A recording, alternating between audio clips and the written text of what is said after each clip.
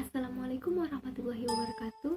Perkenalkan, saya Zafira dengan NIM 200751111 dalam mata kuliah Administrasi dan Supervisi Pendidikan yang diampu oleh Bapak Dr. Hanif Al-Qadri, SPD MPD. Saya akan menjelaskan mengenai konsep dasar administrasi pendidikan. Pengertian administrasi. Menurut Husaini Usman, administrasi adalah proses dalam mengelola 7M tambah 1I untuk mencapai tujuan secara efektif dan efisien. 7M di sini yang pertama yaitu man, yang artinya manusia. Setiap manusia yang ada di dalam sebuah organisasi perlu dikelola sedemikian rupa. Setiap manusia memiliki tujuan yang berbeda, meskipun masuk dalam suatu organisasi atau suatu lembaga yang sama.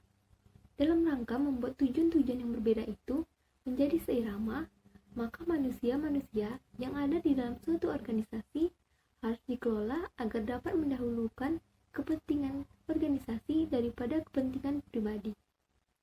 7M yang kedua yaitu money, yang artinya keuangan. Bagaimana dalam sebuah lembaga 1 rupiah saja harus dapat dipertanggungjawabkan dengan baik dan benar. 7M yang ketiga yaitu method atau metode.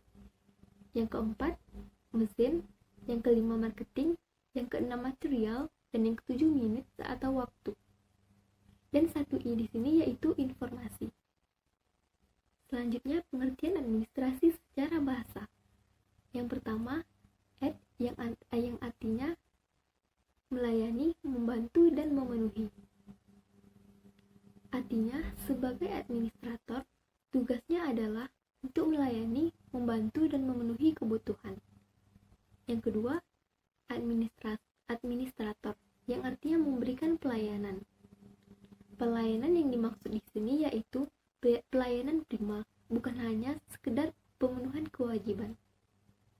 Yang ketiga, administrasi adalah pekerjaan yang berhubungan dengan ketatausahaan. Yang keempat, ilmu atau seni mengelola sumber daya 7M tambah 1I. Yang kelima, menurut Deliang Ji, administrasi adalah segenap proses penyelenggaraan dalam setiap usaha kerjasama sekelompok manusia untuk mencapai tujuan tertentu. Selanjutnya, persamaan dan perbedaan administrasi dan manajemen. Persamaan administrasi dan manajemen sama-sama kontrol atau mengatur dan mengurus. Perbedaannya, administrasi lebih cocok digunakan pada lembaga-lembaga pemerintah yang mengutamakan kepentingan sosial, sedangkan manajemen cocok untuk lembaga-lembaga swasta yang lebih mengutamakan komersial.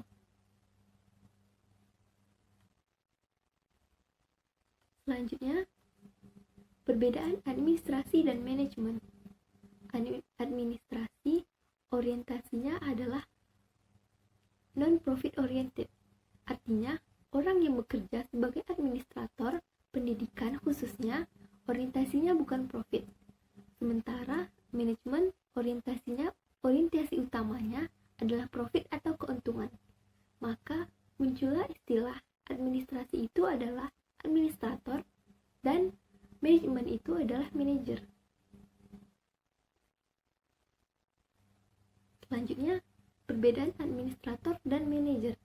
Administrator atau leader biasanya lebih melatih, menciptakan kebanggaan, berkata kita dalam memecahkan masalah, tunjukkan caranya, dan melayani orang.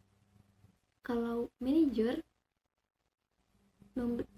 biasanya lebih memerintah, ingin berkuasa, menciptakan rasa takut, berkata saya suka menyalahkan, dan menihasi dan berkata pergi. Selanjutnya, tujuan dan manfaat administrasi pendidikan.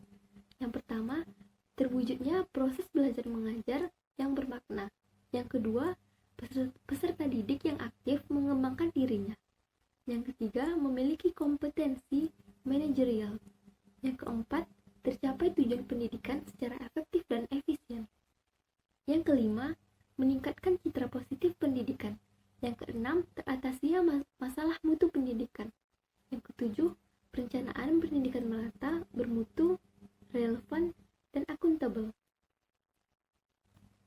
Selanjutnya, fungsi administrasi pendidikan. Yang pertama, controlling atau pengawasan. Yang kedua, planning atau perencanaan. Yang ketiga, organizing atau pengorganisasian. Dan yang keempat, motivating atau motivasi. Selanjutnya, pengertian profesi. Secara etimologi, istilah profesi berasal dari bahasa Inggris, yaitu profession atau bahasa Latin professus, yang artinya mengakui. Adanya pengakuan menyatakan mampu atau ahli dalam melakukan suatu pekerjaan. Sedangkan secara terminologi, profesi berarti suatu pekerjaan yang memperisyaratkan pendidikan tinggi sebagai pelakunya yang ditekankan pada pekerjaan mental, yaitu adanya persyaratan pengetahuan teoritis sebagai instrumen untuk melakukan perbuatan praktis, bukan pekerjaan manual. Selanjutnya, profesi adalah suatu pekerjaan yang dalam melaksanakan tugasnya memerlukan atau menuntut keahlian, menggunakan teknik-teknik, serta dedikasi yang tinggi. Keahlian itu didapat melalui pendidikan dan pelatihan khusus dalam waktu yang lama.